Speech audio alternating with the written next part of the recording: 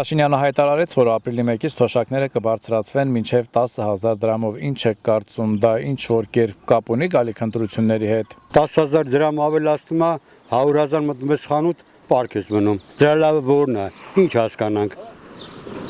Ռեալ բանկա չկա, ցավը տանեմ։ Լավ բան չկա քեսար ախպեր ջան։ Հարկը турք, ջրի փողը մի խոսքով ես իմ գյուղացու համար այդքան լավ բան չի, նա որ ապրում են էլի։ Երկու օր մեկ մտնում ենք խանութ ախպեր, 2 օր 3 օր մեկ պապիրոզը 50 դրամ թանգանում է, հա, այն մյուտելիքը 50 դրամ թանգանում է, այնի թանգանում է, ոնց կլինի բա։ Այդ 40,000, 50,000 ումն է պետք, ինչի՞ց է պետք։ Երեք չեմ այսօր մտել եմ մարոժնի մարե, ախպեր, այսօր նոր հենց տղերքով առանք նույն մարոժնին 30 դրամ թանկացել էր ախպեր։ Պատրեմ ասում աղջի ջան, երեք չեմ այսօր էս գիրակ թանկացել է։ Ինչ ասես ախպեր։ Չէ օրեկան 2 օրը 1-3 թանկություն անեմ։ Այդ որ երկրում ատես բան։ 50,000 թոշակ ինչ է։ Եթե գորդ բամբեի։ Հələ ես մտածում, եթե հանգարց Նիկոլը անցավ, մեր թոշակները կտրելու է ախպեր։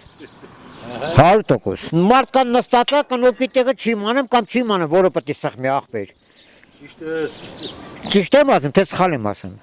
Այսինքն ձեռը դրած քնած է ախպեր, ազգային ժողովում։ Հեռախոսներն են, մարա։ Հեռախոսն է, խաղում են, դու այդ պատկերատրումներից մի քիչ կրճատի տա թոշակառուներին։